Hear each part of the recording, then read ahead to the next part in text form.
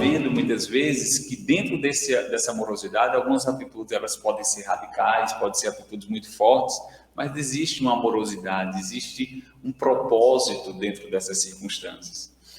E aí quando eu disse a meu pai que eu iria colocar ele dentro da história, porque quando eu já estava, quando eu prestei vestibular, né? E aí o vestibular, os resultados do vestibular naquela época não tinha tanta facilidade como a gente tem hoje, que a gente tem um smartphone na mão, né?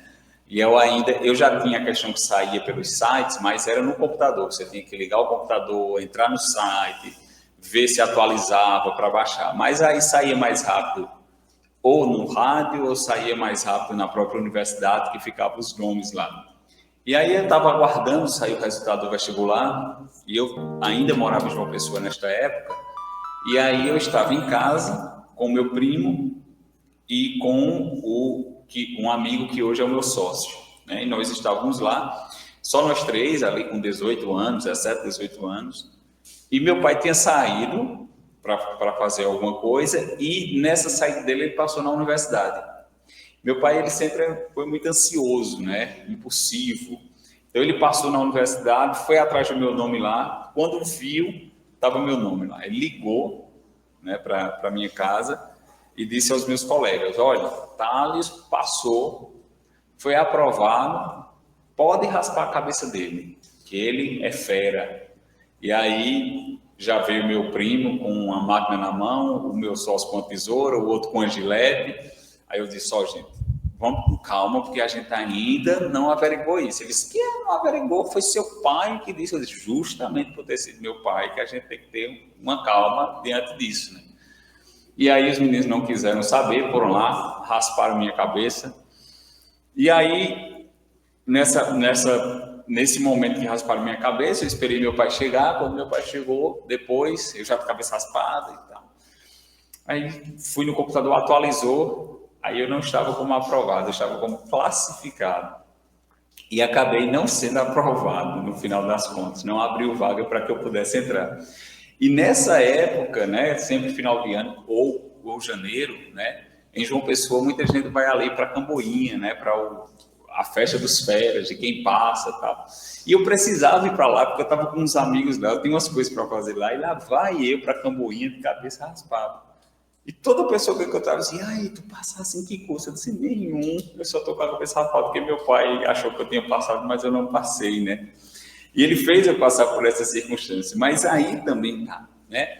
A torcida, às vezes, exacerbada do seu pai, do seu familiar, o anseio dele para que você tivesse também uma alegria, para que ele também ficasse alegre. Então, todas essas circunstâncias nos levam a compreender que o amor está escondido de alguma forma dentro das relações familiares. A gente sabe que as pessoas que estão conosco dentro da família são espíritos já com afinidade conosco, ou, vez ou outra, alguns espíritos que nós precisamos reparar algumas circunstâncias. Então, talvez aquele familiar que eu tenho um pouco mais de afinidade, eu já compreendo que a gente vem construindo isso ao longo do tempo. E aquele familiar que eu já tenho ali uma desavença maior, que a gente não consegue se entender, compreender que estamos num processo de maturação. E que aí a gente precisa ter da paciência, um processo de perdão, de calma, de tranquilidade, e a gente fica se culpando: mas por que com fulano é tão fácil e com cicrano não é tão fácil?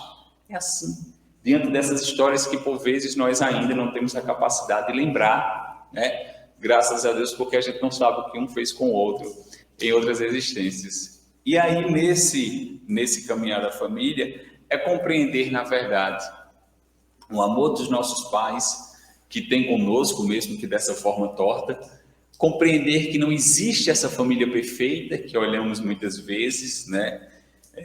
Às vezes, e talvez essas redes sociais hoje nos levem em muitos momentos a essas comparações. A gente vai passando lá na rede social, aí vê fulano se declarando para fulano, pessoal abraçado, família, minha família linda, meu tudo, e aí a gente fica olhando que dentro da nossa família está tendo uma desavença, dentro da minha família eu estou tendo uma dificuldade com outro familiar, e aí eu vou ficando mal porque aquela pessoa ali está tudo bem.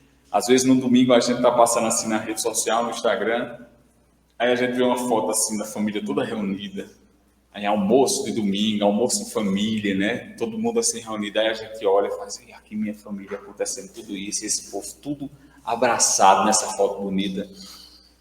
E a gente não sabe o trabalho que deu para tirar aquela foto, né? A briga que foi para tirar aquela foto que postaram. Porque um queria ficar de um lado, outro queria ficar do outro, porque meu perfil melhor não é esse, porque fulano está tomando minha frente. Tira uma, tira duas, tira 10 fotos, e não ficou boa, porque eu fiquei de olho fechado, porque fulano tomou minha frente, meu cabelo não ficou bom. É uma briga danada, até que depois de tantas fotos, você diz assim, não, essa aqui vai, tira a foto. Quando tira a foto, cada um vai para o seu canto, fazer suas postagens e dizer que está tudo bem, e muitas vezes não está. Eu não estou dizendo que é apenas uma aparência, eu estou dizendo que é uma realidade, é um fato que acontece ainda dentro dos lares. Porque a gente fica olhando, todo mundo se abraçando, e não é, às vezes, isso que acontece na realidade. Tem uma frase também que é muito utilizada dentro da família, né, e principalmente nessas fotos familiares, que o pessoal bota assim, família, projeto de Deus. Eu acho bacana a frase, mas eu acho que ela precisa de algumas ressalvas, né? Porque quando a gente vai falar de projeto, a gente está falando de arquiteto ou de engenheiro, que é o que fazem os projetos.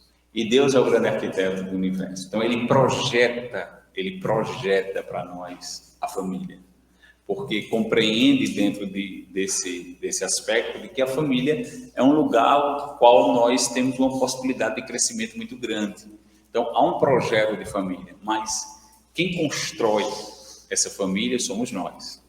Porque quem constrói o projeto que o arquiteto e o engenheiro dá são os operários.